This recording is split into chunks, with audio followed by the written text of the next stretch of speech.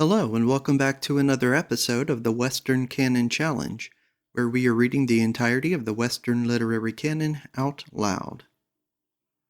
Today we are continuing in The New Science by Giambattista Vico, and we are still on the first section entitled Idea of the Work.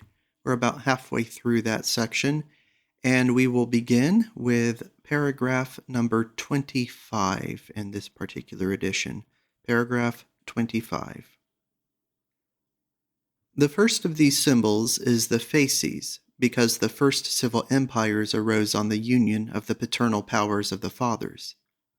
Among the Gentiles, these fathers were sages and auspicial divinity, priests who sacrificed to take the auspices or make sure of their meaning, and certainly monarchs who commanded what they believed to be the will of the gods, as shown in the auspices, and consequently were subject to no one but God.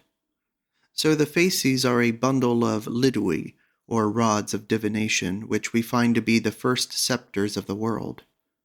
These fathers, in the agrarian disturbances we have mentioned above, in order to resist the bands of famuli aroused against them, were naturally led to unite and enclose themselves in the first orders of reigning senates, or senates made up of so many kings of families, under certain heads of orders. These are found to have been the first kings of the heroic cities. Ancient history tells us, though too obscurely, that in the first world of the peoples, kings were created by nature. Our studies discover the manner. Now these reigning senates, to content the revolting bands of famuli and reduce them to obedience, granted them an agrarian law, which is found to have been the first civil law born in the world. And naturally the first plebs of the cities were composed of these famuli, subdued by this law. What the nobles granted the plebeians was natural domain of the fields, civil domain remaining with the nobles, who were the only citizens of the heroic cities.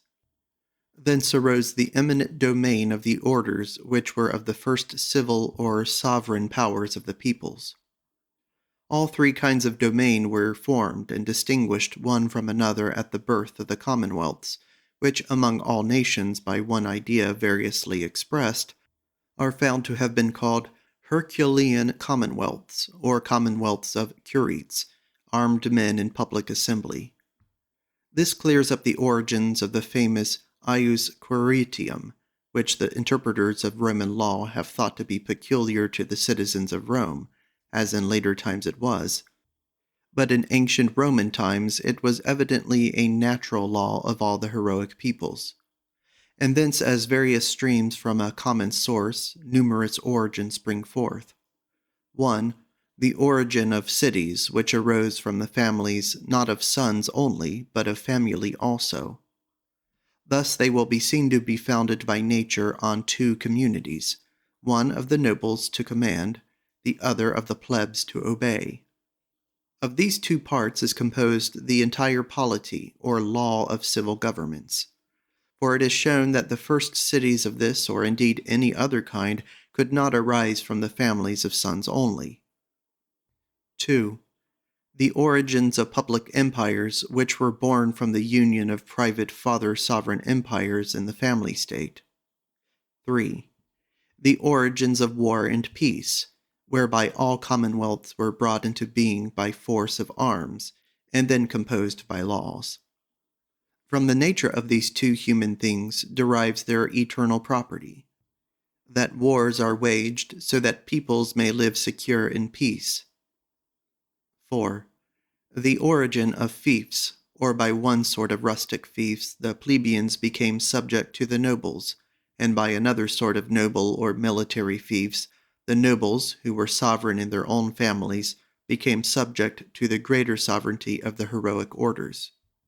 We find that the kingdoms of barbarian times have always had a feudal basis. This sheds light on the history of the modern kingdoms of Europe, which arose in those latest barbarian times that are more obscure to us than the first barbarian times of which Varro wrote. For these first fields were given by the nobles to the plebs under burden of a payment, variously called tithe of Hercules among the Greeks, or census, which we find to be what Servius Tullius ordained for the Romans, or tribute. The plebs were further obliged to serve the nobles in war at their own expense, as is plain to be seen in ancient Roman history. Here appears 5. The origin of the census, which remained the basis of the popular commonwealths.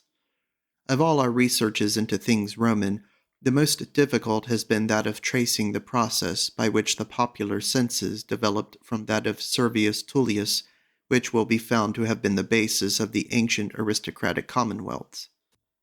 The relation between the two has made everyone fall into the error of assuming that Servius Tullius ordered the census as a basis for popular liberty. Paragraph 26. From the same beginning come also 6. The origin of commerce, which, in the form we have indicated, began in real estate with the beginnings of the cities themselves.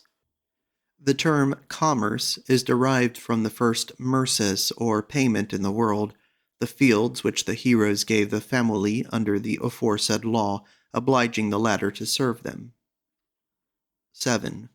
The origin of public treasuries, the rudiments of which were there from the birth of the commonwealths, but which assumed the recognizable form properly called aeraria, from aes arius, in the sense of money, when the public had to supply money to the plebs in wartime. 8. The origin of colonies, which are found to have been bands first of peasants, who served the heroes for the sustenance of their lives, then of vassals who cultivated the fields for themselves under the aforesaid real and personal obligations. These we shall call heroic inland colonies, to differentiate them from the overseas colonies mentioned above. And finally, 9. The origins of the commonwealths, which had at their birth a most severe aristocratic form, in which the plebeians had no share in the civil law. In this connection, the Roman commonwealth is found to have been an aristocratic kingdom which fell under the tyranny of Tarquinius Superbus, who sadly misgoverned the nobles and almost destroyed the Senate. When Lucretia stabbed herself, Junius Brutus seized the occasion to arouse the plebs against the Tarquins, and having freed Rome from their tyranny, re-established the Senate and reorganized the Commonwealth on its first principles. For by substituting 2 annual consuls for 1 king for life, he did not introduce popular liberty, but rather reaffirmed the liberty of the nobles. This is found to have lasted till the Publilian Law, which won for the dictator Publilius Philo the epithet popular, by declaring that the Roman Commonwealth had become popular in its form of government. Indeed, it expired only with the Petalian Law, which completely freed the people from the feudal rustic right of private imprisonment, which the nobles had over their plebeian debtors. These 2 laws, which contain the 2 major points in Roman history, have been pondered neither by statesmen, nor by jurists, nor by the learned interpreters of Roman law, for they have been misled by the fable that the law of the 12 tables came from free Athens to set up a popular liberty in Rome, whereas these 2 laws declare it to have been set up at home by the natural customs of the Romans themselves. This fable was exposed in the Principles of Universal Law, printed many years ago. Therefore, since the laws of a commonwealth must be interpreted according to its form of government, these principles of Roman government involve new principles for Roman jurisprudence. Paragraph 27. The sword leaning on the fasces indicates that heroic law was a law of force, but subject to religion, which alone can keep force and arms in their place where judiciary laws do not yet exist, or are no longer recognized. This law is precisely that of Achilles, the hero sung by Homer to the Greeks as an example of heroic virtue, who made arms the arbiter of right. Here is revealed the origin of duels, which, as they were certainly celebrated in the last barbarian times, so they are found to have been practiced in the first barbarian times, when the mighty were not yet so tamed as to avenge offenses and injuries by appeal to judiciary laws. The duels they practiced were appeals to certain divine judgments. They called on God as witness, and made God judge of the offense, and accepted with such reverence the decision that was given by the fortune of the combat that even if the outraged party fell vanquished, he was considered guilty. This was a lofty counsel of divine providence, to the end that, in fierce and barbarous times, in which law was not understood, it might be measured by God's favor or disfavor, so that such private wars might not sow the seeds of greater wars, which would have ended in the extinction of the human race. This natural barbarian sense can only be grounded in the innate concept which men have of that divine providence in which they must acquiesce when they see the good oppressed and the wicked prospering. For all these reasons, the duel was thought to be a kind of divine purgation. And in barbarian times, the belief in its necessity was quite as firm as the prohibition of it in the humanity of our day with its civil and criminal courts. In such duels or private wars is found the origin of public wars, which are waged by civil powers subject to no one but God, in order that God may settle them by the fortune of victory, so that the human race may rest on the certainty of civil states. This is the principle of the external justice, as it is called, of wars. Paragraph 28. The purse resting against the fasces shows that commerce carried on by means of money began late, after the civil empires were founded, so that we read of no coined money in either of the two poems of Homer. This same hieroglyph indicates the origin of such coined money, which is found to have been the same as that of family coats of arms. The latter, as we have intimated above in connection with the first fields of arms, are discovered to have signified rights and titles of nobility belonging to one family rather than to another. Thence came the origin of public emblems, or ensigns of the people, which were then raised as military ensigns, used as a mute language by military discipline. And finally, among all peoples, they gave their imprint to coins. Here are given new principles to numismatics, and thereby also to the science of blazonry, as it is called, which is one of the three topics on which we find ourselves satisfied with the first edition of the new science. Paragraph 29. The balance next to the purse is meant to indicate that, after the aristocratic governments, which were heroic governments, there came human governments, at first popular in character. The people had finally to come to understand that the rational nature, which is the true human nature, is equal in all men. From this natural equality, by occasions conceived in the ideal eternal history and encountered exactly in Roman history, they gradually brought the heroes to civil equality in popular commonwealths. This civil equality is symbolized by the balance, because, as the Greeks said, in the popular commonwealths, everything goes by lot or by balance.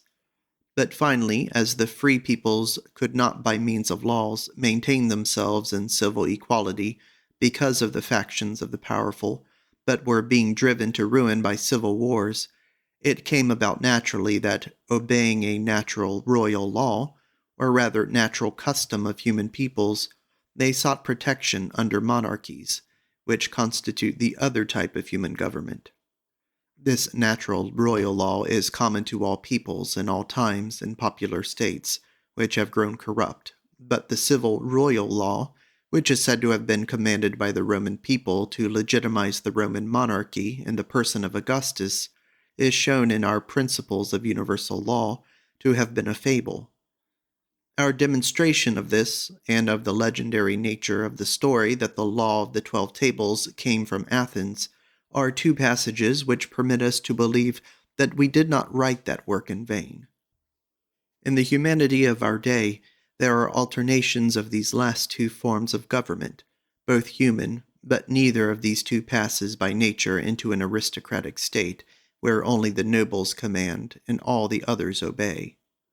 Hence the commonwealths of nobles now left in the world are few and far between: Nuremberg in Germany, Ragusa in Dalmatia, Venice, Genoa, and Lucca in Italy. These then are the three types of states that divine providence, through the natural customs of the nations, has caused to come into the world, and they succeed on one another in this natural order. Since other types arising by human providence as mixtures of these three are not supported by the nature of nations, they were characterized by Tacitus, who saw only the effects of the causes we here point out and later treat more fully, as, quote, more laudable than susceptible of attainment, and if by chance any do occur, they are not all lasting, end quote. By this discovery, new principles are given to political theory, not merely different from, but contrary to, those which have been imagined hitherto. Paragraph 39. That Caduceus is the last of the hieroglyphs, to tell us that the first peoples, in the heroic times, when the natural law of force reigned supreme, looked upon each other as perpetual enemies, and pillage and piracy were continual, because as war was eternal between them, there was no need of declarations. Indeed, as in the first barbarian times, the heroes considered it a title of honor to be called thieves, so in the returned barbarian times, the powerful rejoiced to be called pirates.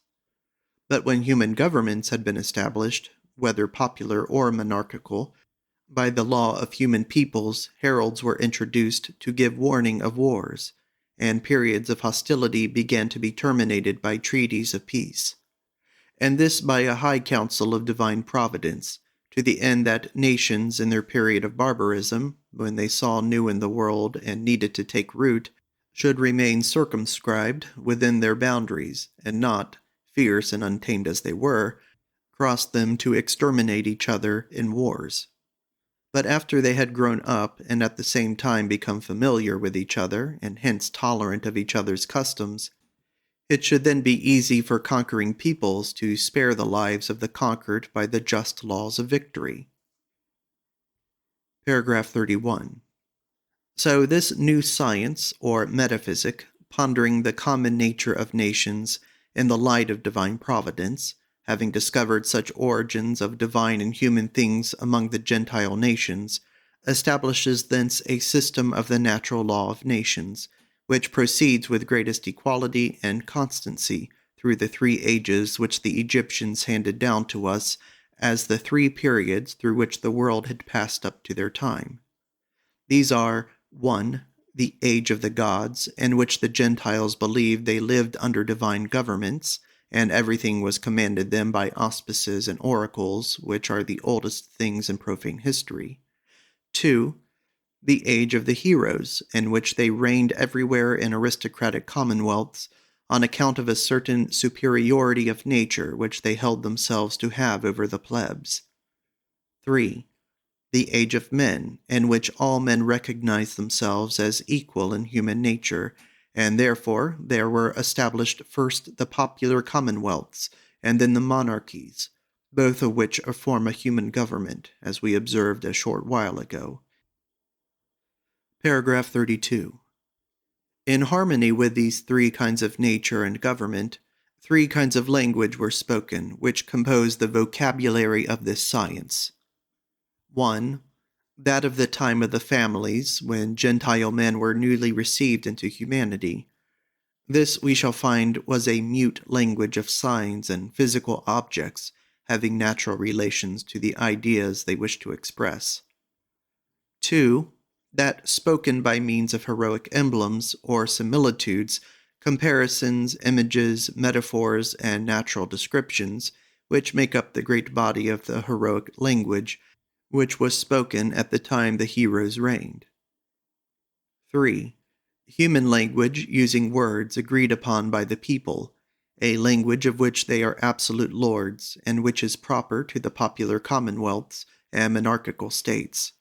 A language whereby the people may fix the meaning of the laws by which the nobles as well as the plebs are bound. Hence, among all nations, once the laws have been put into the vulgar tongue, the science of laws passed from the control of the nobles. Hitherto, among all nations, the nobles had kept the laws in a secret language as a sacred thing, for it will be found that everywhere the nobles were also priests. That is the natural reason for the secrecy of the laws among the Roman patricians until popular liberty arose. Now, these are the same three languages that the Egyptians claim to have spoken before in their world, corresponding exactly both in number and in sequence to the three ages that had run their course before them. 1. The hieroglyphic or sacred or secret language by means of mute acts. This is suited to the uses of religion, which it is more important to attend than to talk about. 2. The symbolic, by means of similitudes, such as we have just seen the heroic language to have been. 3. The epistolary or vulgar, which served the common uses of life. These three types of language are found among the Chaldeans, Scythians, Egyptians, Germans, and all other ancient Gentile nations, although the hieroglyphic writing was best preserved among the Egyptians, because for a longer time than the other peoples they were closed to all foreign nations. It is for the same reason that it has been found to exist still among the Chinese, and hence we have a proof of the vanity of their imagined remote antiquity. Paragraph 33. We here bring to light the beginnings not only of languages, but also of letters, which philology has hitherto despaired of finding. We shall give a specimen of the extravagant and monstrous opinions that have been held up to now. We shall observe that the unhappy cause of this effect is that the philologists have believed that among the nation's languages first came into being and then letters. Whereas, to give here a brief indication of what will be fully proved in this volume, letters and languages were born twins and proceeded apace through all their three stages. These beginnings are precisely exhibited in the causes of the Latin language, as set forth in the first edition of the New Science, which is the second of the three passages on whose account we do not regret that book. By the reasoning out of these causes, many discoveries have been made in ancient Roman history, government, and law, as you will observe 1,000 times, O reader, in this volume. From this example, scholars of Oriental languages, of Greek, and among the modern languages, in particular of German, which is a mother language, will be enabled to make discoveries of antiquities far beyond their expectations and ours. Paragraph 34. We find that the principle of these origins, both of languages and of letters, lies in the fact that the early Gentile peoples, by a demonstrated necessity of nature, were poets, who spoke in poetic characters. This discovery, which is the master key of this science, has cost us the persistent research of almost all our literary life, because with our civilized natures, we cannot at all imagine and can only understand by great toil the poetic nature of these first men. The poetic characters of which we speak are found to have been certain imaginative genera, images for the most part of animate beings, of gods or heroes formed by their imagination, to which they reduced all the species or all the particulars appertaining to each genus, exactly as the fables of human times, such as those of late comedy, are intelligible genera reasoned out by moral philosophy, from which the comic poets form imaginative genera, for the perfected ideas of the various human types are nothing but that, which are the persons of the comedies. Hence, such divine or heroic characters are found to have been true fables or stories, and their allegories are discovered to contain meanings not analogical but univocal, not philosophical but historical, of the peoples of Greece of those times. Furthermore, since these genera, for that is what the fables in essence are, were formed by most vigorous imaginations, as in men of the feeblest reasoning powers, we discover in them true poetic sentences which must be sentiments clothed in the greatest passions, and therefore full of sublimity and arousing wonder. Furthermore, the sources of all poetic locution are found to be two: poverty of language and necessity to explain and make oneself understood. Hence it is evident that the heroic speech followed immediately on the mute language of acts and objects that had natural relations to the ideas they were meant to signify, which was used in the divine times. And finally, through the necessary natural course of human things, language among the Assyrians, Syrians, Phoenicians, Egyptians, Greeks, and Latins will be found to have begun with the heroic verses, thence to have passed to iambics, and finally to have settled into prose. This gives certainty to the history of the ancient poets, and explains why in the German language, particularly in Silesia, a province of peasants, there are many natural versifiers, and in the Spanish, French, and Italian languages, the first authors wrote in verse. Paragraph 35. From these three languages is formed the mental dictionary by which to interpret properly all the various articulated languages, and we make use of it here wherever it is needed. In the first edition of the new science, we gave a full particular example of it, in which this idea was presented: that from the eternal properties of the fathers, which we in virtue of this science considered them to have had in the state of the families, and of the first heroic cities in the time when the languages were formed, we find proper meanings of terms in 15 different languages, both dead and living, by which they were diversely called, sometimes from one property and sometimes from another. This is the third passage in which we take satisfaction in that edition of our book. Such a lexicon is necessary for learning the language spoken by the ideal eternal history, traversed in time by the histories of all nations, and for scientifically adducing authorities to confirm what is discussed in the natural law of nations, and hence in every particular jurisprudence. Paragraph 36. Along with these three languages, proper to the three ages in which three forms of government prevailed, conforming to the three types of civil natures, which succeeded one another as the nations run their course, we find that there went also in the same order a jurisprudence suited to each in its time. Paragraph 37. Of these three types of jurisprudence, the first was a mystic theology, which prevailed in the period when the Gentiles were commanded by the gods. Its wise men were the theological poets, who are said to have founded Gentile humanity, who interpreted the mysteries of the oracles, which among all nations gave their responses in verse. Thus we find that the mysteries of this vulgar wisdom were hidden in the fables. In this connection we inquire into the reasons why the philosophers later had such a desire to recover the wisdom of the ancients, as well as into the occasions the fables provided them for bestirring themselves to meditate lofty things in philosophy, and into the opportunities they had for reading their own hidden wisdom into the fables. Paragraph 38. The second was the heroic jurisprudence, all verbal scrupulosity, in which Ulysses was manifestly expert.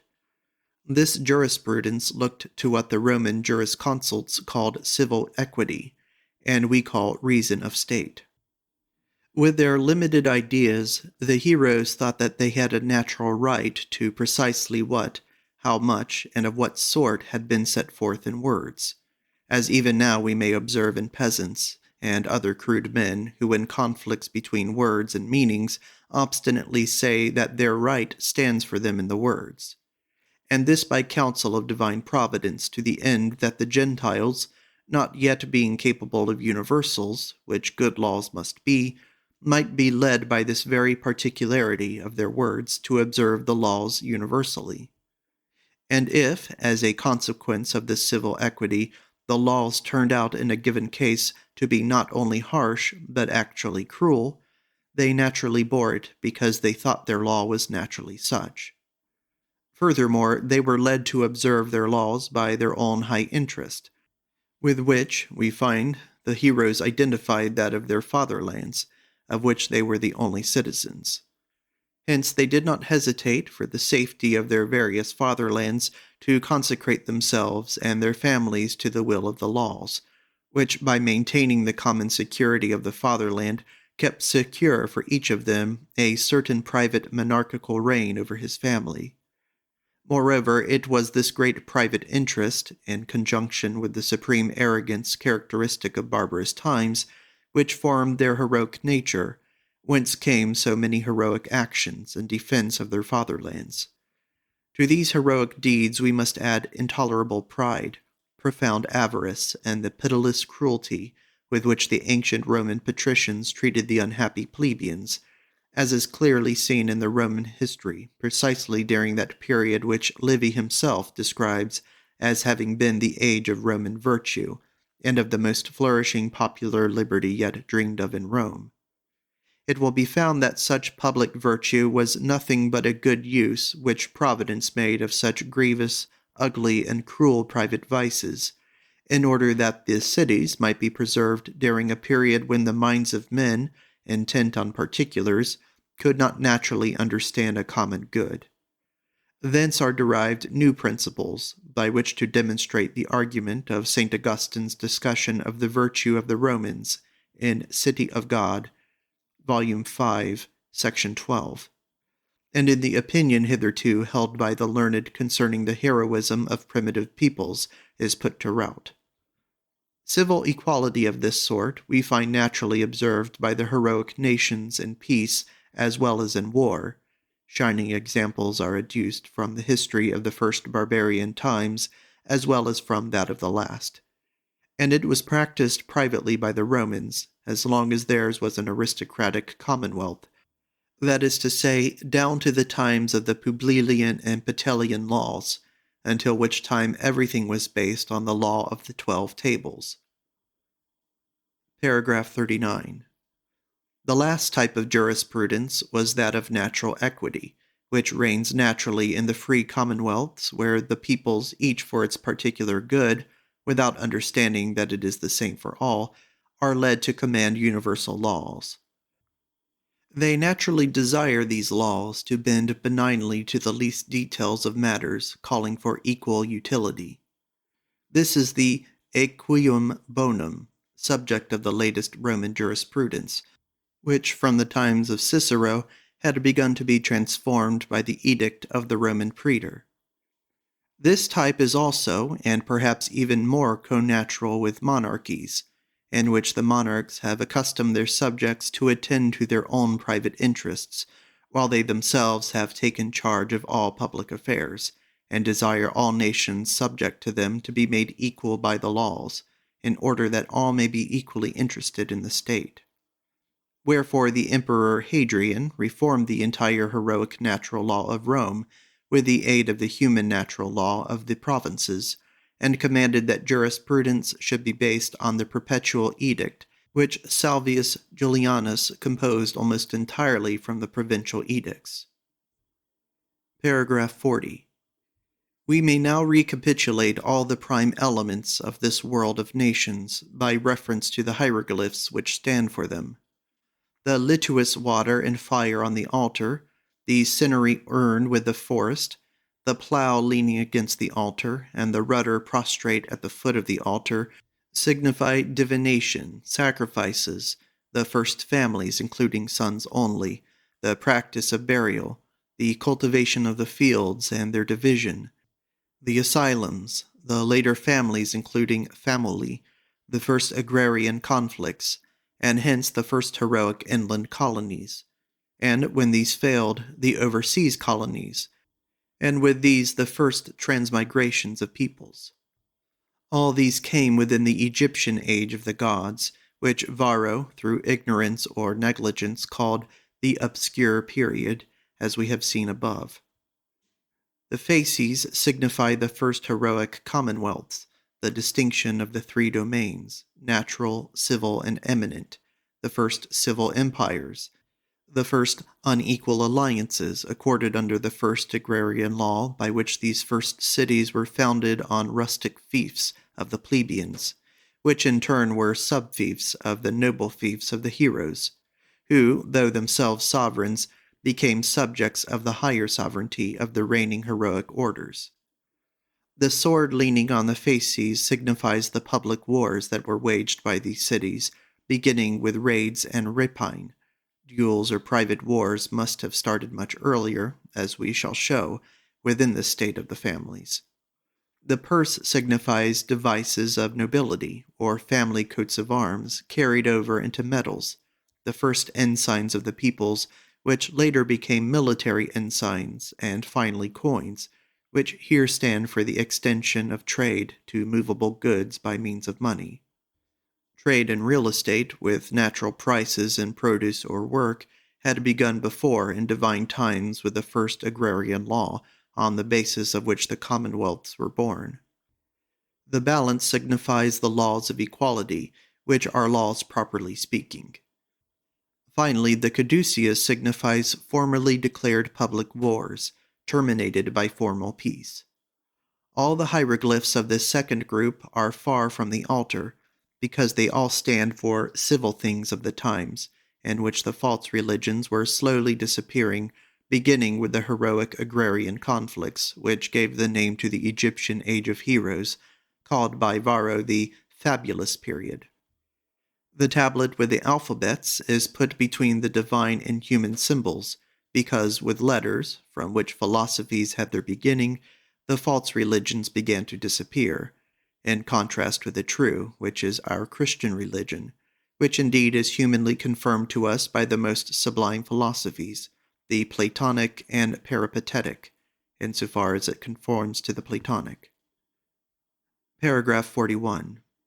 The whole idea of this work may be summed up as follows. The darkness in the background of the picture is the material of this science, uncertain, unformed, obscure, which is set forth in the chronological table and in the notes upon it. The ray with which divine providence lights up the breast of metaphysic represents the axioms, definitions, and postulates that this science takes as elements, from which to deduce the principles on which it is based and the method by which it proceeds. All these things are contained in the first book. The ray that is reflected from the breast of metaphysic onto the statue of Homer is the proper light which is given to poetic wisdom in the second book, and by which the true Homer is elucidated in the third book.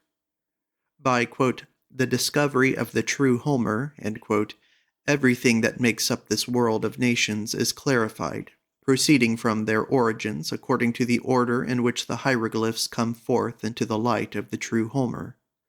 This is the course of nations, considered in the fourth book. And having arrived finally at the foot of the statue of Homer, they begin a recurrence in the same order. Of this we treat in the fifth and last book. Paragraph 42. Last of all, to state the idea of the book in the briefest summary, the entire engraving represents the three worlds in the order in which the human minds of the Gentiles have been raised from earth to heaven. All the hieroglyphs visible on the ground denote the world of nations to which men applied themselves before anything else. The globe in the middle represents the world of nature, which the physicist later observed. The hieroglyphs above signify the world of minds and of God, which the metaphysicians finally contemplated. This is the end of the opening idea of the work, and it is also the end of part 2 of our series in reading The New Science by Giambattista Vico. In the next video, we will continue to Book 1, entitled Establishment of Principles. Thank you for listening.